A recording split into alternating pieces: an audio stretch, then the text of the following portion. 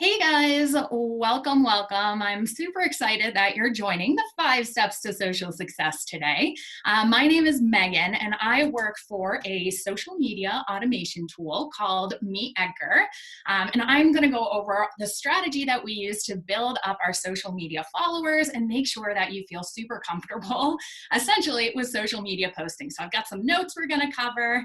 But first and foremost, definitely let me know afterwards what questions pop up, and I'll be happy to stay on and answer them for you.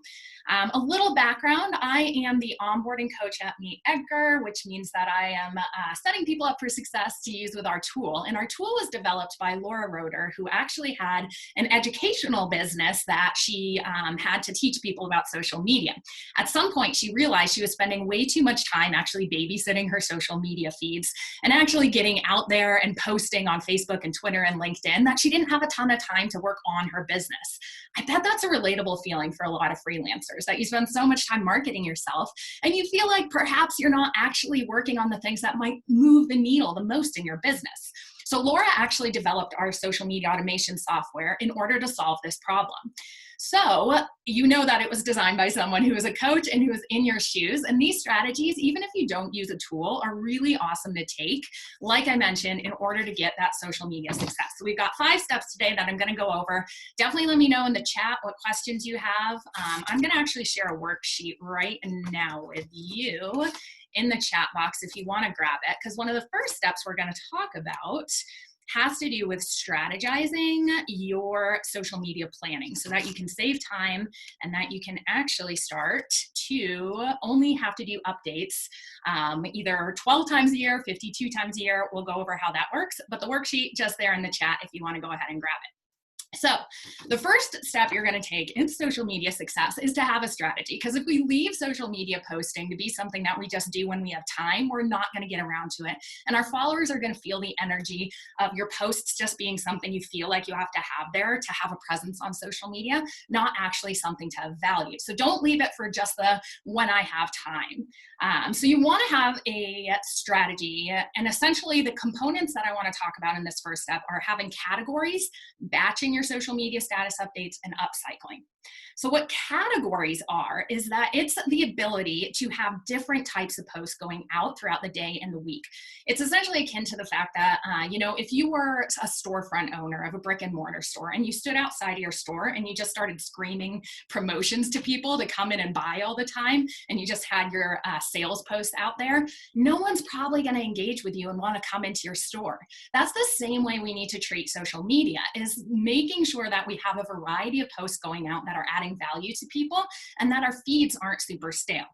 So when it comes to categories, you want the majority of your posts to be entertaining, and you want them to also be really educational, because that's what people are on social media for, to connect with real humans, to get that entertainment and to get a little bit of education, not necessarily to be sold to. And as a brand, if you can actually get out there and have your status updates show up in that way, people are going to be super stoked to interact with you.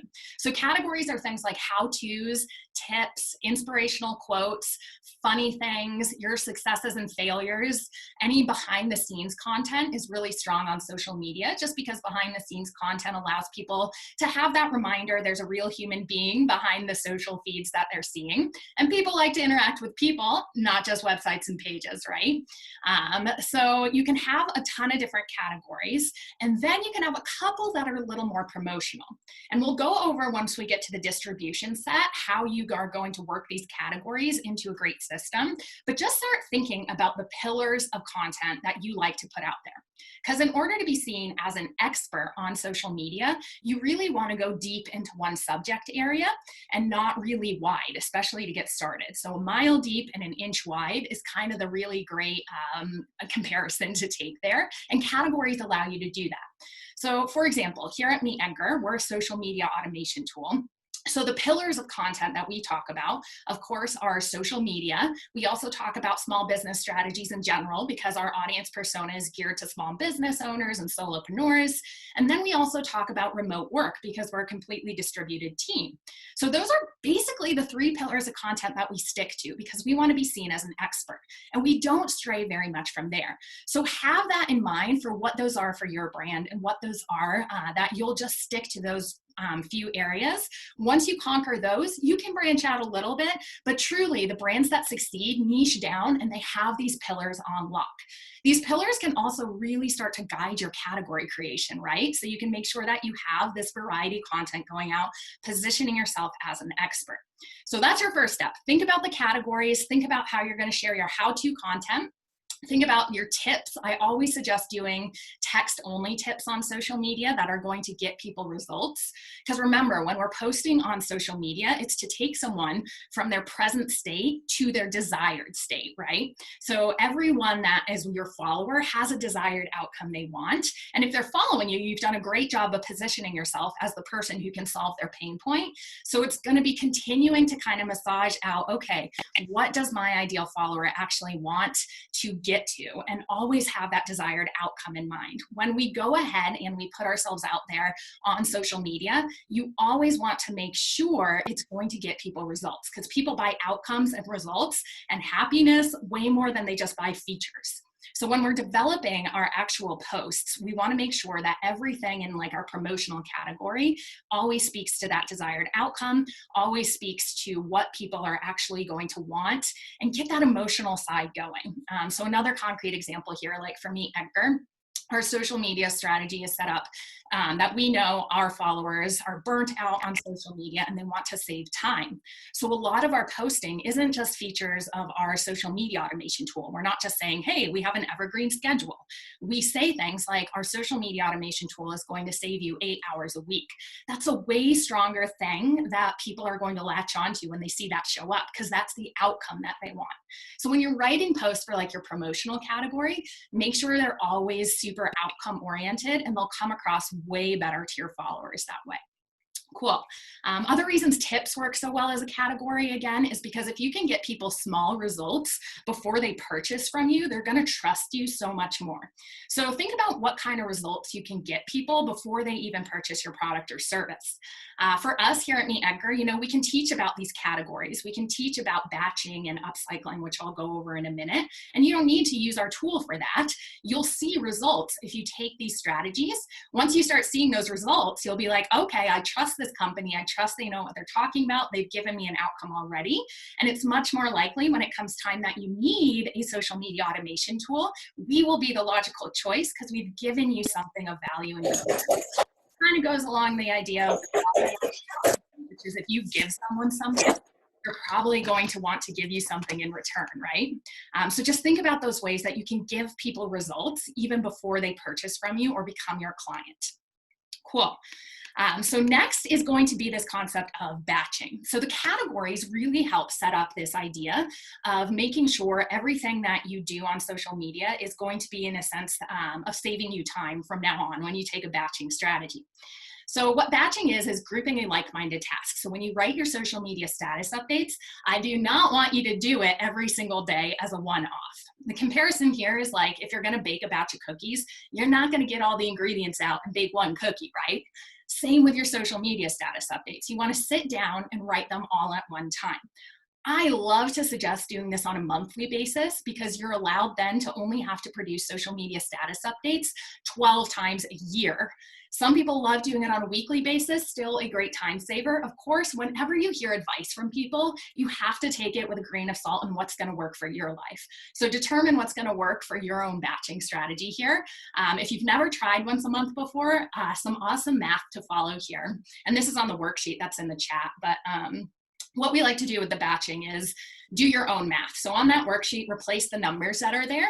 But let's do the example that's on there. And that's that if you want to post, let's say 5 days a week, and you want to send out 6 status updates, you're going to have to produce 30 status updates a week. See how that math works. If you do that math out a little further, that's having to produce 120 status updates per month. So for that month then, you're going to go in there and actually break these down into categories to make this way more manageable. So when you hear, oh my God, I have to write 120 status updates for a whole month, that sounds like an exhausting thing to do. But when we do it in categories, if you're using 6 categories, that's only having to produce 20 status updates per category per month. Way more manageable and doable, right? Cool. So, oh, thank you for sharing that in the chat. Yeah, it's that Google Drive link. Awesome. So this is the power of categories. Just make sure that you're getting in there, setting your categories and doing this math. Again, if you want to batch on a weekly basis, just change the math up. And just really stick to that schedule, you know, make sure you have those time blocks out. I like to do it every single Friday at the beginning of the month, gets me in a creative state, reminds me of what my goals are for that month, and make sure my entire marketing strategy is cohesive and not, again, just something that we leave when we have time.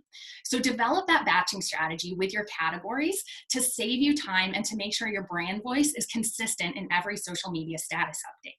Cool.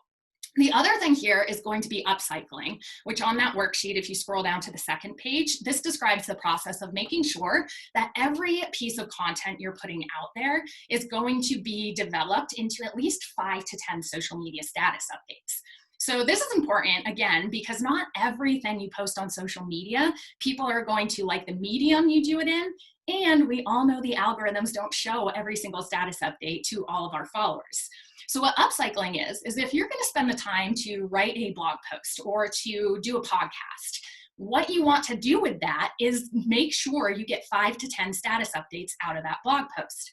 Not everyone is going to read a blog post. So what could you do? You could whip out your iPhone and make a 1-minute video chatting over some of the more important points that you've already researched for that blog post and post that on social media. You're not having to do extra work that way, but you're getting that content out to people who like to consume in a video rather than reading. You could take some pull quotes from within that blog post or your podcast and go ahead and make it into a text-only tip on a background in Canva or something like that.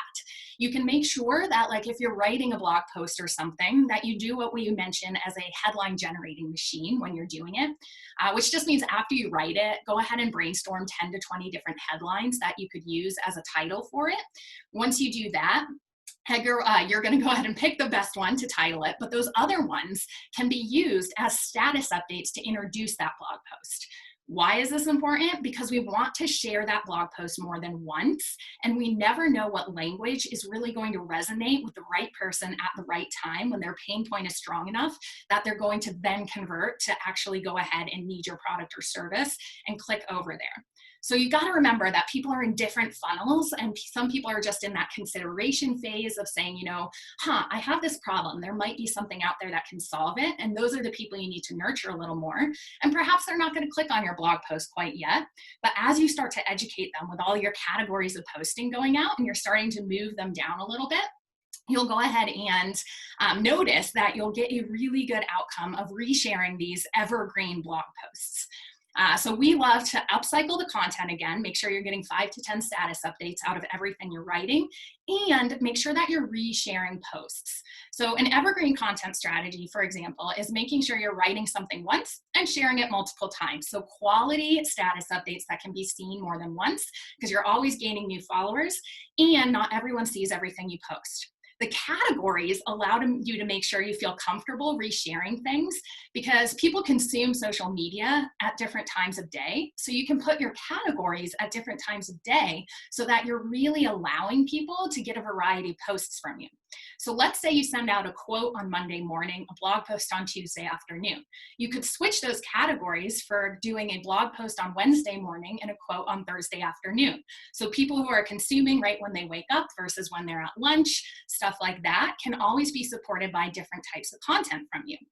These categories also really play into the fact that your content can actually play into supporting someone's day if you dig deep and you know who your audience persona is. So what do they want to see when they wake up in the morning? Do they want to see a quote? Do they want to see a productivity tip? Do they want to read a blog post? What do they want to do when they get home from work? Do they want to have a quote, or do they want to have a video or a question come to them because they're more likely to engage at the question time, right?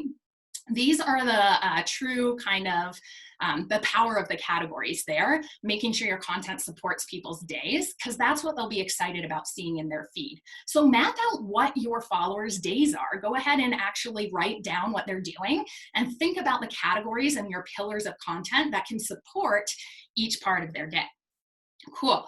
So that's going to be kind of the step number one, is batching your status updates with your categories, making sure you are upcycling your content. Every piece of content you can create has to be made into multiple social media status updates. And then that you're really doing an evergreen content strategy of resharing things more than once, so you can get off of the content creation treadmill and actually make sure that your content is getting out there and seen by the majority of your followers. Cool. So the next step here is, after you've created your content in these fashions, is making sure that this content gets out into the world. Because if we just create the content and no one sees it, doesn't do very much good, right? So this is the distribution phase. I always like to suggest making sure that you do an 80-20 rule. And that means 80% of the content that you are sending out is value-adding content, 20% is promotional. Again, this is where your categories come into play. You can see the entire social media strategy that we like here at MeetEdgar is really based on your categories.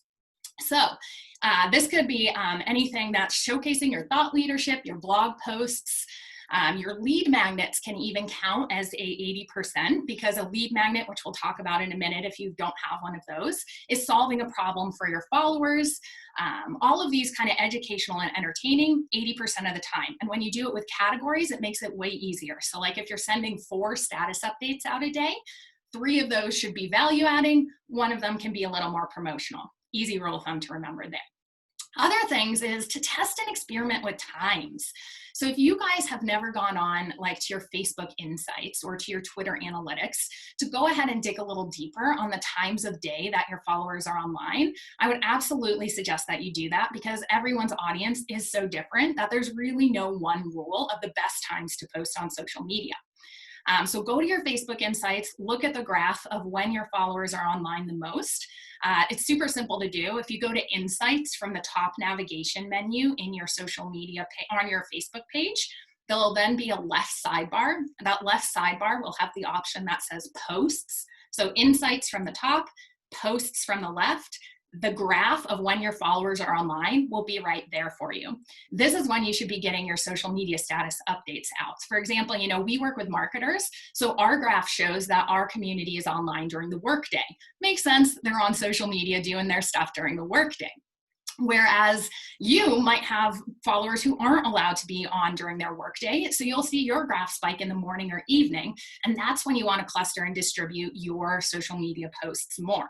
So really get that nitty gritty, because that's what makes the difference here of making sure your status updates are actually showing up for people. Cool. So have that evergreen strategy. Really make sure that your content is getting out there for people, and distribute it in an experimental mindset. So if you see something's not working from a different category, switch the category out, try something new. All right, so step number 3 is going to be making sure you're engaging with your followers and having an engagement strategy. So I like to say that engagement on social media is your secret weapon. It's your algorithm buster. So we all, I'm sure, have heard that what the algorithms really prefer is what we call a meaningful social interaction. That's what Facebook puts out there as the thing they're looking for in order to boost the reach of your post. So what that means is what they're weighing is comments and shares way more than they're weighing just likes. So your goal is to really have a strong call to action in every single post that you're putting out there that has an invitation for people to comment or share. Some of the most shareable content, we'll start with that, is stuff that's not always super branded. Of course, please make sure if you're doing quotes that you can put a brand of what your logo is on there and stuff like that, have your colors show up, but consider sometimes doing things like having an inspirational quote on a background that you found in like Canva, which is a graphics tool that I'm sure a lot of you use. That doesn't have any branding on it, but that speaks into the identity of who your follower is. So again, this goes back to really knowing who your follower is, what they care about. Because if you can find a quote that speaks to their identity and that they agree with, that's when someone hits share on your post. People share things to their personal profiles when it says something about who they are. So that's why quotes are so strong on social media, because they hit us in a way that we feel like, yes, this says about something about who I am, I'm going to share this. And people do that a lot more with things that aren't super branded. So a really great way to get some big shares is to make sure you're putting quotes out there that don't have your brand logo on there that people will just want to share. A great thing about this, is if they share to their followers, it opens your brand up to their followers' eyes. And if you can get someone to have this sort of relationship with first finding your company, if they find it through one of their friends' kind of word of mouth marketing, they're already building trust for you way stronger than you could build trust for yourself, right? So if you have a trusted friend tell you about a product or about a service, you're going to go ahead and say, okay, I trust this brand way more than if you just found the brand organically. So that's why kind of those shares and getting that word of mouth marketing out on social media is such a strong thing. All right, so shareable content is stuff that speaks to people's identity in that way. Yes, I will go ahead and send out the replay for sure. It'll be available to watch. Sorry, I know I talk fast, and keep your questions coming in the chat too, and I can reiterate anything here that we're going too fast through. Cool. Okay, cool. So as you're doing this, comments. So often we hear from people things like, I'm not getting any engagement, I'm not getting any comments, stuff like that. And when we look at our posts, we're not actually asking any questions. So I always like to kind of make sure this is akin to like if you're going on a first date. So if you're going on a first date, it's really important to ask questions and to listen, right? Same with your followers. If you're going on a first date and courting your followers and the first post that they see on your social media is asking for a sale, kind of akin to asking someone to marry you on the first date, it's probably not going to lead to them saying yes or them buying from you, right? So you want to have that rapport. So one of your categories truly should be a question category. You want to ask people stuff so that they feel comfortable talking to you. And again, that there's a reminder that there's someone behind that screen. That's how you start to gain that meaningful social interaction. Now, I don't want you to do really deep questions all the time, because a lot of the time we'll try to do deep questions to do a little customer research, figure out the hopes and dreams of our followers, but that's asking a lot of someone who might just be on social media to zone out and to kind of relax between meetings or something. So a lot of your questions that I recommend doing don't have to do with your business. They're just fun questions. Like, what's your favorite book that you read? Do you like XYZ TV show? Share a GIF of your favorite, of your mood right now. People love to show off their GIF game. So if you can put a social status update about like share your mood in a GIF, I promise you people are going to do it. So have these littler questions and have these littler like fun things that your followers can do, because this is almost training them in order to know that you want those responses. And then once in a while, you can trickle in a more serious question that might be probing to get to know your followers a little bit more. And they'll be much more likely to go ahead and answer that if they've already taken that step to answer those smaller questions. So that's truly how you get engagement on social media, is making sure that you have that strong call to action. And when you're writing your status updates, I absolutely suggest that you look over it and say, if I was seeing this for the first time, would I know the next step that this person wanted me to take? So if it's a question, what would the next step be? It would be to answer you.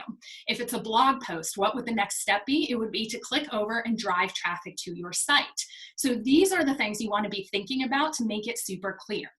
Another really cool thing about like blog posts and driving traffic is I 100% think this is the main metric you should pay attention to for success on social media. Sure, it's great to get likes, it's great to get comments, but driving people to your site so that they know where to reach you off of the social platform should truly be your main goal. We don't own our followers on social media. We need to know that they can reach us if the algorithm changes or if something happens where we go to Facebook jail or something like that, that they can still consume our content. But we also know that the algorithm does not love it when all you share is links, because we have to think about what the social media platforms want. They want to keep people in their platform. So if every single status update that you are sharing out there is just a link to your site, it's likely the algorithm's going to notice that and say, wait a minute, they are sending everyone away from our platform. Let's not give as much reach. Again, this is where your categories come into play. So once in a while, you can share out a status update with a link, maybe once a day, but the rest of your status updates that day shouldn't have a link in it. They should just be engaging posts. They should be relevant posts that way. And you'll see a much better click-through rate on your posts because there'll be more reach. One other hack for the algorithms here of making sure that your most important status updates get the biggest reach is going to be remembering how the algorithm works in order to give these status updates to so many people. So what happens is they start to test it in a very small pool of your followers. So they send it out to a small pool of your followers. They go ahead and see if those followers engage with it. If those followers engage with it, they'll go ahead and open it up a little bit more to some more followers, right? If you want to make sure that the status update, like of one of your promotions, if you're going to be doing a promotional status update, and you want to really make sure you get a lot of eyes on that so you can get that great revenue from social media, the post before that promotional post should be like a question or a quote or a category that you know people are going to interact with, whether it's likes, comments, or shares. So the post before you share the promotional post should be one that gets a lot of engagement, because the algorithm is going to say, okay, people really like to see content from this page. The next post you put out there will benefit from this because the algorithm will give it a boost to get out to more people. So have a category before your promotional category that you know people are going to engage with, so that every time you're putting a promotional post out there or a post that you just want to drive traffic to your site or anything, will get a lot more reach and a lot more bump there. Cool. All right, so engagement, making sure that you're really paying attention to the content that is doing well. Categories can help guide your content strategy here. If you notice people are liking, sharing, commenting on a certain type of post all the time, use that. Social media has social in it for a reason. We need to be listening to our followers and using those bright spots of what they're engaging with to guide our content strategy. You have a community who is helping to build your social media followers, and you cannot forget about the fact that they should be a part of your content strategy there. Cool. All right, so step number 4 is going to be to use social media to build your email list. This is a huge one. Again, we don't own our followers on social media, so we really want to make sure that we have other ways of communicating with them. And the fact that the majority of your posts out there should be really valuable posts means you don't have that much opportunity to sell on social media. However, email marketing is a way that you can start to nurture and have a more intimate relationship with your followers. So how do you get your social media followers to join your newsletter or to join your email list? One of the ways to do this, and a really great way to do this, is to have a lead magnet. Now, not every single lead magnet has to be in the same medium, and I'll talk about a few different options here, but essentially what a lead magnet is it's a way that you're solving a problem for your followers that, again, isn't selling them something, it's just showing them that you are the go-to person and expert in your industry. So for example, if you were like a fitness instructor, you want to do a lead magnet. That's something perhaps like, hey, I know my followers are trying to lose weight, so I will make a PDF guide to how to shop really healthily at the grocery store that they can download, or how to do an at-home workout in 30 minutes with no workout equipment that they can download. These things are really great challenges that you've identified your followers have, that you can create something of value that they can download in exchange for that email, right? So how you do this, if you've never done it before, is you set up a landing page. Super simple. If you have an email service provider like MailChimp, you can get one for free there. And then you go ahead and you make a landing page where people put in their email address, and then you go ahead and you get that PDF emailed to you. Boom, you've got people going ahead and adding their emails to your subscriber list. Now, if you don't want to do a PDF download, other ways to do lead magnets are things like webinars. Just do a free webinar. I myself am much better at speaking than I am at writing, so a lot of our lead magnets are actually webinars. We go out there, we have a registration page, we use a program called Demio to do it. We put it out on our social media, and we do social media ads where people can sign up for a webinar. We gain those email addresses, right? So what free content can you put out there for your followers to then be able to get their problem solved and hand over their email address so you can continue to engage with that relationship? All right, so nurturing emails is kind of the same concept of social media as well. So if you do this, make sure that you have a really good sequence and strategy that that the next email they get from you isn't a sales email. You don't want them to feel like every single email from you right after they sign up is going to just be selling to them. People want, again, in their email inboxes to open up emails from their friends and family way more than they do from brands. So how can your email start to feel like a friends and family email? How can you really nourish people in a way that they love to have fun reading your emails? So often in business, we think we have to be so stuffy and so upfront about like, oh, I'm a professional. But the content people like to consume is that stuff that's easy to read, that sounds like it's from their friend or family member. Those are the emails you open first in your inbox anyway. So this should be a really big part of your brand strategy, is nurturing people. And again, those sales emails can come, but make sure it's not the very first one that they see from you there. All right, so the last step here, and I promise I'll get to your questions after that, is going to be to automate the things that you can. So as I mentioned, we are a social media automation tool, so we love to be able to save you time. I'm going to just show you real quick how it works, and you can do this with actually just a spreadsheet system if you don't purchase a tool or if you don't want to use a tool. That's actually how this program was founded. Again, Laura actually did this on a spreadsheet for a really long time until she was like, this is for the birds. I need something that's actually going to automate it. So I'll kind of show you how you can use like a spreadsheet system in order to do this, but really make sure that you have a system set up. All right, so MeetEdgar here is our tool. As you can see, right up here, of course, video slows things down. There we go. What you're going to do first is hook up all your social media accounts. We integrate with Facebook, Instagram, LinkedIn, Twitter, and this really allows you to make sure that you're amplifying your message out to as many people as possible. That's one of our really great strategies is, you know, it takes a network to grow a network. You need to have a presence everywhere because, you know, people like to creep and really make sure that they look at brands on different networks. However, you want to make sure that you're really going all in on the network that you know people like to engage with you anyway. So for us, you know, at MeetEdgar, we know people engage mostly on Twitter. So a lot of our content is optimized for Twitter, yet we still send it out to the other networks just to have a content strategy there. And from there, you know, we can slowly start building up the other networks. So you have to decide what network it is for you and hook up your accounts here, like I said. Anyway. Next is categories. So again, this is what we were talking about with the backbone. In MeetEdgar, they're set up here. You guys, again, can just do this by making like tabs on a spreadsheet of each category so that you can put your posts there. Categories can be guided by network-specific things, by your pillars of content, by how you're going to upcycle your content, all of that fun stuff. Then you're going to start loading content. So again, if you're doing this on a spreadsheet, just writing your status updates in the columns. In Edgar, when you click to add new content, you'll notice that you just assign the permissions of where this post is going to go over here on the left. You select what type of post it is. Then you go ahead and write your post right here. You can attach a photo or a video if you want, and you save it to your library.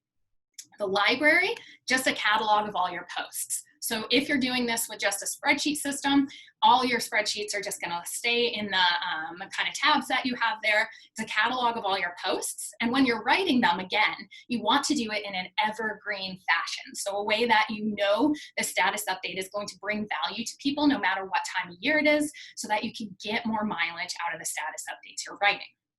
All right, once you have your status updates in the library, the schedule is going to be where you get that magic of the 80-20 rule getting out there. So the schedule here, you can see you do it on a category-based system. So just have kind of something in your spreadsheet that tells you when and what you're going to post that you can just copy and paste into social media if you're not using a tool to do this. In Edgar, super simple. You just click into that area, check off the accounts that this time slot is allowed to go to, select what type of post, click on save, and you're good to go, knowing that every morning you have at 5 a.m. on Tuesdays, a blog post will go out, creating that consistency for your followers, letting them know you are there to support them. Cool. So that's kind of the quick run through of how this works if you use a tool. Remember, 100% you can do this with just a spreadsheet system as well. So that's kind of the 5 steps that we really recommend taking in order to have a successful strategy on social media. I am going to look through here. I know I have a few questions, and please in the chat section, let me know what other questions are coming up. And I am happy to get answering those for you guys.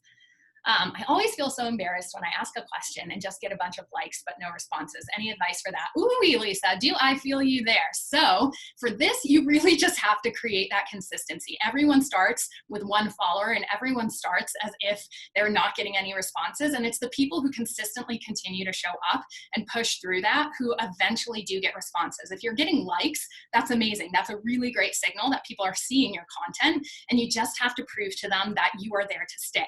So much of the time we're a little afraid because social media is a place where so many people just come on and then leave. You have to prove that you are a brand who is going to be there to stay and you're worth giving people attention to. So keep showing up as if you had 1 million followers. That's what's going to be the mindset that really outpaces others who are in your industry, is if you keep putting that content out there as if you're getting responses, as if you are getting 1 million likes and 1 million shares, and you're treating your content with that much respect, it will come back to you. Where your attention goes and your energy flows, your results show. I'm sure you've heard that before, but just keep going at it. It can be frustrating for sure. It's kind of hard by design though, right? If it were easy and you got that engagement easily, everyone would have a huge following. Everyone would have all of this engagement. That hard part is just do keep showing up when you hear crickets. One day there'll be a shift. One day you'll get more people talking about you. So I know it's kind of annoying to hear that advice, but that truly is how the brands who make it outpace the other brands, is they just keep showing up and they don't give up. And start to notice, like I said, how you can do different things with your questions. So if you're always asking open-ended questions, could you perhaps give people like a multiple choice question? So saying something like, hey, blah, blah, blah. If you agree, leave a heart. If you disagree, leave a like sad face. That might be easier for people to answer. Or again, try the like fill in the blank type of questions are great. So like, fill in the blank, I like blah over blah, or something like that. So all people have to do is type 1 word rather than type a whole response. You have to like build people up to leaving those longer responses. I'm gonna say it again, ask people to share a GIF. I promise you'll get some responses there. People love to share their GIF game. But yeah, don't get embarrassed, because truly, you know, you're doing an amazing thing if you're getting your message out into the world. So just kind of kick that embarrassment to the curb. You know that if you're putting quality content out there that serves a purpose and serves a mission, that you should keep doing that. That's what the world needs more of, is that quality content that's going to help people's lives. All right, cool. Just remember, you're most likely the one who notices. Awesome point, Katrina. Thank you for sharing that. Yes, this is one of the things I feel like a lot of people get nervous about when we start talking about evergreen content. This idea of like resharing your content multiple times, is they're like, oh my gosh, people are going to be so mad that I already posted this. I like to remind you, you see everything you post. Your followers most definitely do not. And let's think about it like commercials on TV. If you see the same commercial twice, you're not going to be mad. Same with your social status updates. You know, if that commercial made you laugh, or if that commercial was for a product you actually needed, you might actually be grateful it came up again, because you're like, oh yeah, I wanted to go check that out. So this goes into the fact that you need to be really putting quality status updates out there multiple times so that people are grateful that you're resharing them. And again, very unlikely people are going to see the same status update from you twice. All right.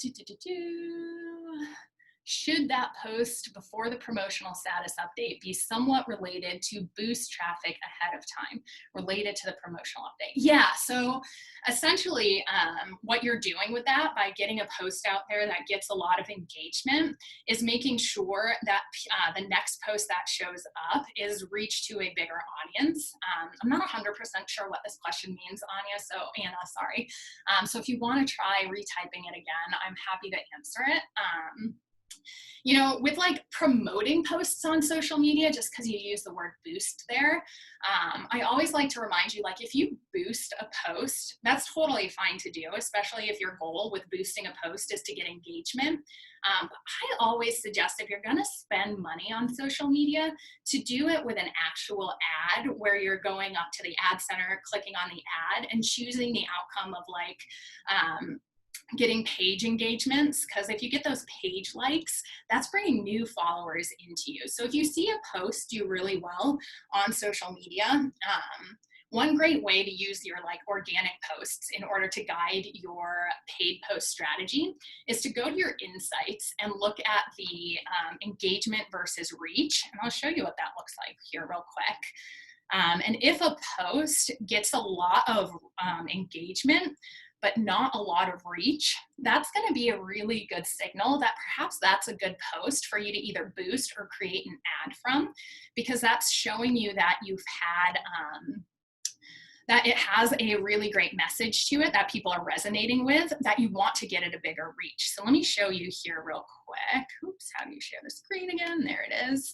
How we determine this. So this is, again, where so if you go to your Facebook page and you click this Insights button at the top, sometimes it's under this More tab, depending upon what Facebook is testing at the time, but it's gonna be this Insights button here. Over on the left, this Posts button.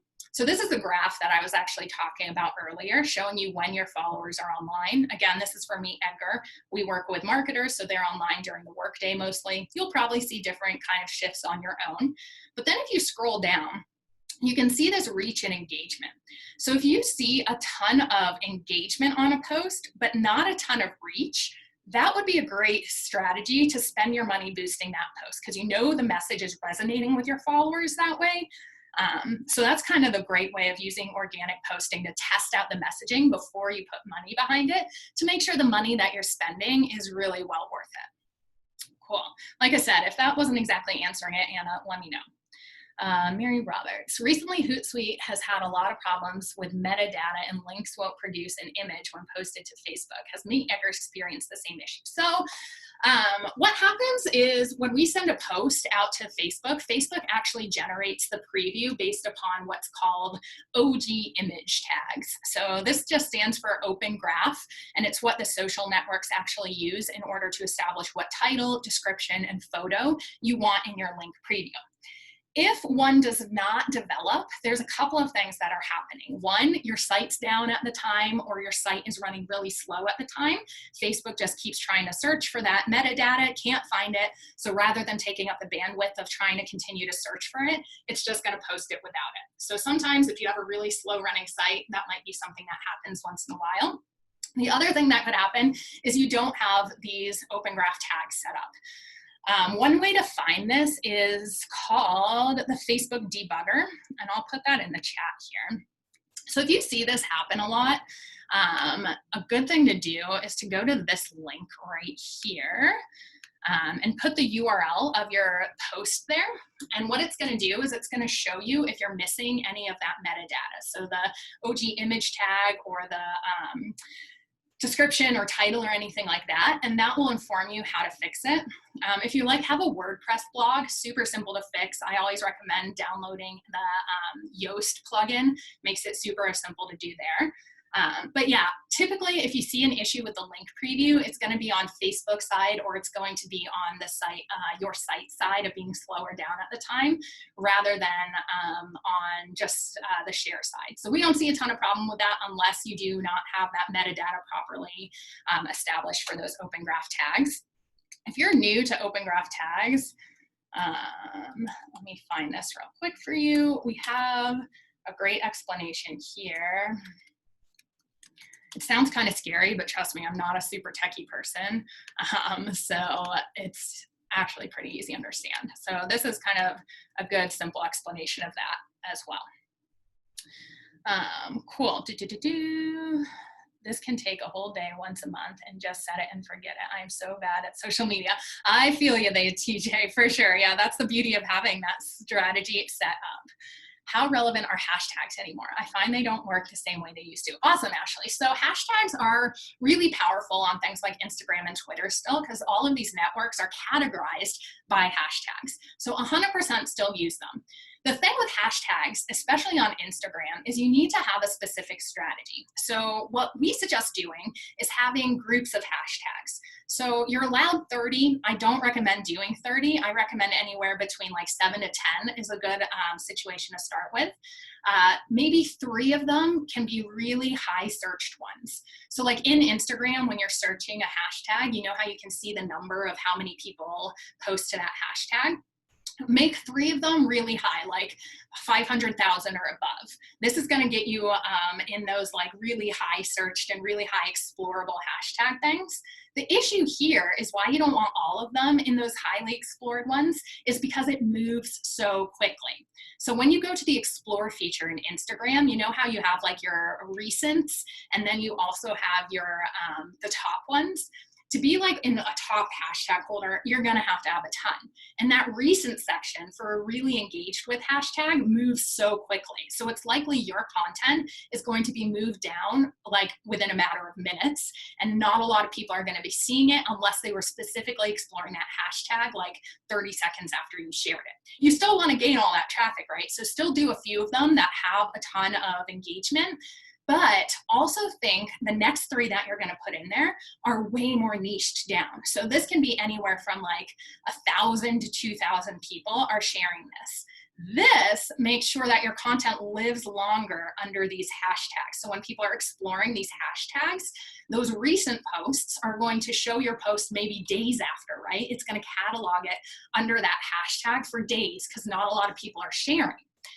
Then you could put 1 or 2 that are really brand specific. This is a fun one for you to develop your own hashtag and really teach your followers how to use that hashtag to start creating that community. So that's what we suggest doing. You know, if you're not seeing your hashtags working, experiment more with how you're grouping your hashtags together and how you're doing it in a way that a few of them are really big searches, a few of them are medium searches, and a few of them are very small searches so that the content will live in that hashtag along the way forever. Great question there. I've noticed that the same people come back and comment time and time again. A lot of the time, they may just be friends who want to support me. You got some awesome friends there, but I've seen that their comments encourage others to comment and reshare too. Yeah, for sure. That momentum of once one person comments keeps it going. I 100% agree with that. And that's kind of the cool thing about social media is the power of small audiences. I always get this mixed up whose article it is, but I'm 99% sure it's Kevin Kelly's article of 1,000 True Fans. And this just goes over the concept that it's way better to have 1,000 true raving fans as a part of your community than 1 million who are just lukewarm. So go ahead and keep showing up for those people who are just engaging with you more and more, and they're going to bring more people in, right? So focus on the followers you have, focus on creating content for them, and remind yourself, you know, if you have 1,000 true fans and you sell something at $100, like a service for $100, that's you making $100,000, right? So small communities who are super engaged are really powerful. If you've not read that article before, I'm not doing it justice, so go look it up. I'm 99% sure, like I said, 1,000 True Fans by Kevin Kelly there. Cool. Okay, cool. So that looks like all of the questions here. Let me know if you guys do want to see anything else, if you have any other questions. But yeah, you know, social media, it takes a lot of work. It's hard by design. We all want those communities, but just remind yourself that you really do want to make sure everything you're doing is tailored to make your community feel like they belong there. So have conversations with people. If you feel like you don't know your audience persona, I would suggest doing things like DMing people and actually talking to people through DMs as well. This also goes into the algorithm. I like to always point this out because You know, the dark social, that's kind of like what a DM is referred to, is a great signal to the algorithm that you have a relationship with these people. So it's more likely the posts that you're sharing on your page will actually show up in their feed because the algorithm's saying, okay, they're having a back and forth there. So you can actually do this by just going out and DMing people, starting a conversation naturally. One way I like to do this also is on Instagram stories. So, you know, Instagram stories has like a poll feature, or they have something where you can like submit an answer to. Go ahead and use those to go ahead and get answers from people. And anyone who answers you, you go ahead and DM back. One of my favorite ways to get traffic from Instagram, since we all know that Instagram doesn't have clickable links, is to go ahead and put out like a poll that says something like, hey, we just wrote a blog post about hashtag strategy. Is anyone struggling with hashtag strategy? Let me know and I'll DM it to you. This is a great thing to do because people can click a link in a DM where they can't click the link on the actual, on your actual page. And you know, you can use the link in bio terminology and stuff like that, but how often are people really going to your bio and clicking on your link? Not as often as we'd like. If you send it directly in a DM after they've clicked yes from your story, it's much more likely they'll click on it and actually go there. So get creative with things like that and use your DMs to your advantage. Sometimes doing unscalable things will really get you the most effort in that sense. And that's why you want to automate the other things so that you free up time to do these more like labor intensive ways of creating relationships with people that way. Cool. Oh yeah, that would be awesome, Mary. Go ahead and share your Instagram handles in the chat there. We're at MeetEdgar, super simple. So I definitely would love to connect. We have a ton of freelancers who are part of our community. That's what most of our content is geared towards. So if you're looking to kind of further your understanding of social media, Maura, our Instagram manager, does a great job of doing all that. So yeah, I'll collect these afterwards too and come and connect with you guys. Awesome. Thanks for sharing those and suggesting that. Cool. So let me know, like I said, what other questions you guys have. Looks like I have 10 more minutes here. I could babble on about some random stuff for a while, but I'd love just to tailor this for anything else you guys are hoping to learn. If you guys do want to try Edgar out, your first month is free when you sign up. We want to make sure that the tool is right for you. So go ahead and it's just MeetEdgar.com.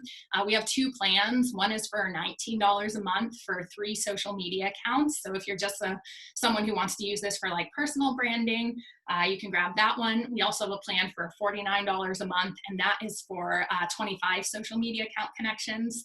Like I said, I'm the onboarding coach, so we do things like office hours every single day. So if you're confused about how to get set up, stuff like that, you can pop into an office hour session, and I'm happy to kind of chat you through how best to use the tool to reach your social media goals. Awesome. Okay, like I said, so fun hanging out with you guys here. I will be actually putting this replay up on our YouTube channel. I'll also email it out to Tia, so I'm sure she'll email it out as well. But let me go ahead and drop our YouTube channel link in here because that's where the recording will be, probably by this afternoon. And it will be right here. Cool. Well, it was super fun hanging out with you guys. I do appreciate all the good questions and stuff.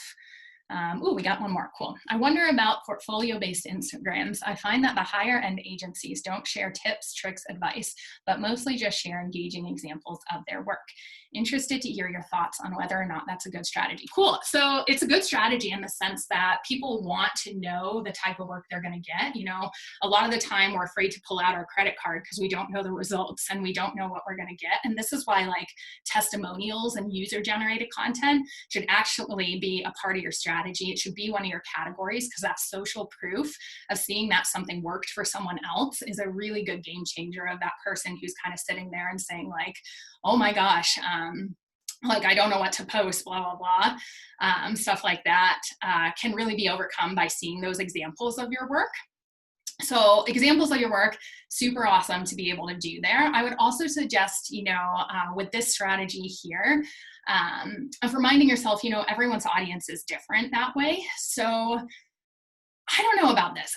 Like I mentioned before, I'm such a proponent of categories just because you want to get all of that engagement on there, and you want to make sure that people are actually getting out there and getting results from you before they purchase from you.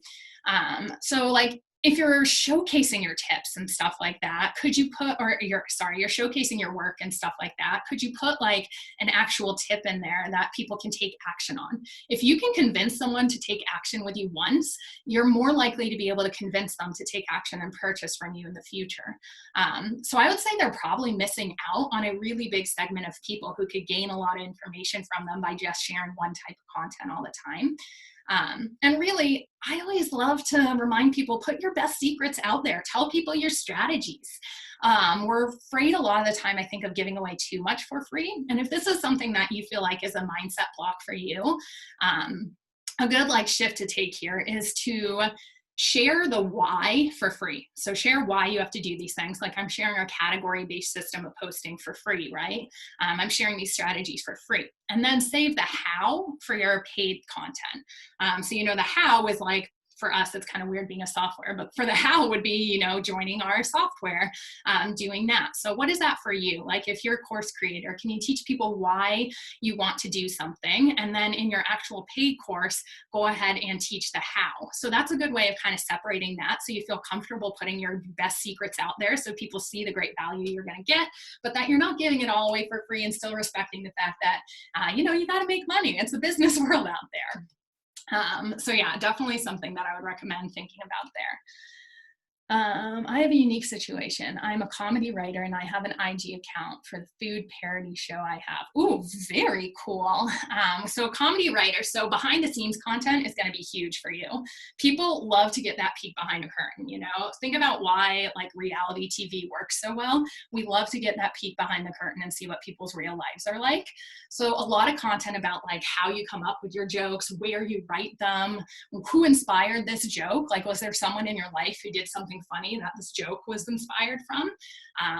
This is cool because your community is then going to feel like they're getting something from you that other people aren't, right? We want to feel like when we join an actual community that we get something that people outside of that community do not get. And that's why behind the scenes content is so strong, is because your community is going to be like, oh, cool, I get to know the scoop here of XYZ. So I would say for you, Kristen, 100% do behind the scenes content, tell the stories about how you're developing your jokes, show people your writing space, stuff like that. Then, doing little funny jokes like all the time, testing out your new jokes in just like a written format, seeing what people are going to get is a cool way for you to almost do research development for free on social media. So start telling some jokes there, doing stuff like that. Tell your success and failure stories to almost be like a mentor, right? So, if you've had a success or a failure in life and you can get someone to the actual outcome that you got by going through that, but a lot faster by just telling your story, people are going to see a ton of value in being a part of your community. So this is kind of behind the scenes content, but in a little bit of a different way. So, share what you're successful at, share what you failed at, share what you learned, to give people that advice. Inspirational quotes from different comics would be a good one for you. People love, again, anything inspirational, anything funny, that emotional bond. We always think that people purchase based on logic, but the truth is we purchase way more on emotion than we do logic. So your posts want to marry that combination of logic and emotion really well. And curated content is always good. If you see something that you can reshare and tell a little story about, that's you having that consistency without having to actually create that content. So like, we do that with curated articles a lot, because again, we want to go really deep into our subject matter of social media automation. But sometimes we want to share things like, SEO strategies, because we know our community are small business owners who care about that. So could we go out and could we actually find someone who writes about SEO strategy that we don't have that expertise in, but we could share their article to our community so our community can still gain all of that great knowledge. We'll write a little something about why we like this piece, what we found really valuable about it, just to share our thought leadership in there. Share that piece out. If you can tag the person who wrote the article, great ways to collaborate and build relationships online. You know, building relationships with people in your industry and having that collaboration is kind of the mindset you want to take, collaboration over competition. So how could you do that with like other comics? If you see a joke that they shared, could you share that on your Instagram, tag them in it so you can start creating that community? It's more likely if you tag them and share their content that they'll tag you and share your content in the future. Back to the beginning, full circle where we started, law of reciprocity there. So yeah, just think about really creative ways that you can kind of do that. Cool. Well, we are at our hour here. Like I said, super fun hanging out with you guys. I will make sure this gets up on our YouTube channel. If you guys have any questions, I actually run our inbox at MeetEdgar, so support@meetedgar.com. Feel free to ask strategy questions, software questions, anything like that. And yeah, thanks so much for hanging out. Have a fantastic Friday, and thanks for showing up on social media. I'll grab all your handles here too and come follow you guys. Cool. Thanks, guys.